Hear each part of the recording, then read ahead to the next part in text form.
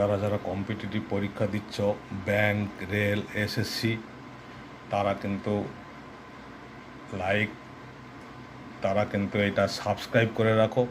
তারা কিন্তু আরও অনেক এরকম চাকরির পরীক্ষার কোশ্চিন অ্যান্সার পেয়ে যাবে। যেমন এই যে 120 থেকে 300 এর মধ্যবর্তী বর্গ সংখ্যা কয়টি?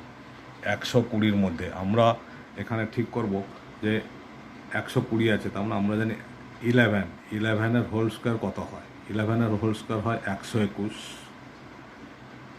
ঠিক 120-র পরে আছে। এবার 300 সংখ্যাটা আমরা জানি 17 কত হয়? 17 স্কোয়ার হচ্ছে 289।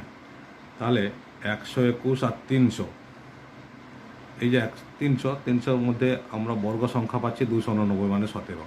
তার মানে 11 থেকে শুরু, 17 শেষ। তাহলে 11 থেকে 17-র মধ্যে কটা সংখ্যা আছে আমরা গুনে নেবো।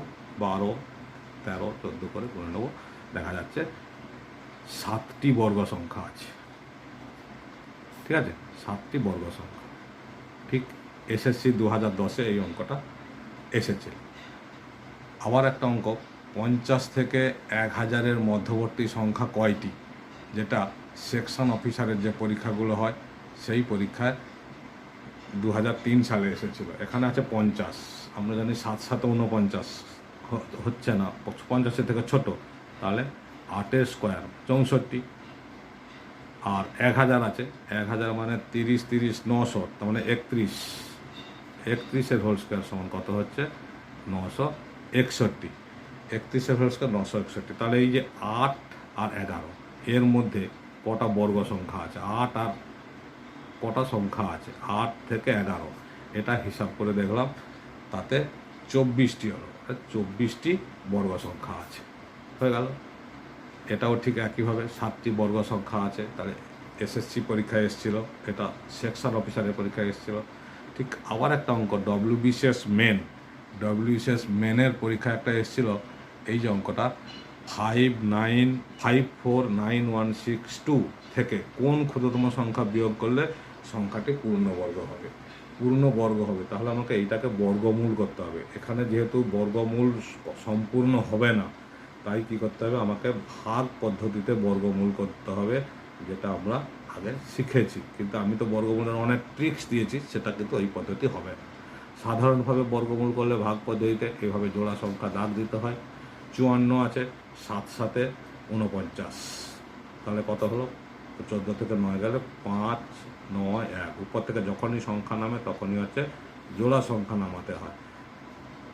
আর এখানে 7 আছে, অপোজিটে যখন সংখ্যা আসবে সবসময় 2 দিয়ে গুণ করতে হবে, অলওয়েজ 2 দিয়ে মাল্টিপ্লিকেশন হবে। তাহলে কত হবে? 7 2 14।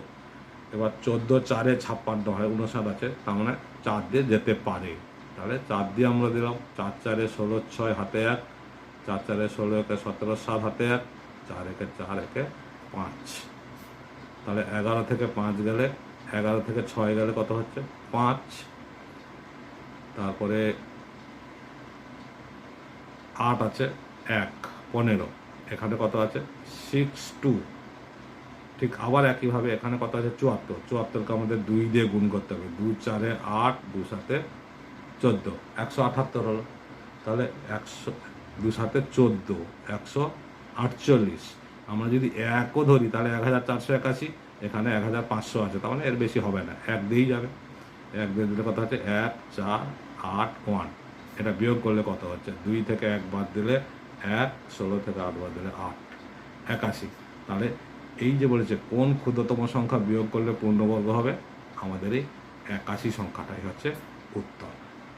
এগুলো কম্পিটিটিভ পরীক্ষার জন্য খুব হেল্পফুল। যারা যারা কম্পিটিটিভ পরীক্ষা দিচ্ছ তারা সাবস্ক্রাইব করে রাখো, অল বটমে ক্লিক করে রাখো, আর এরকম প্রচুর প্রচুর প্রচুর ভিডিও তোমরা পেয়ে যাবে।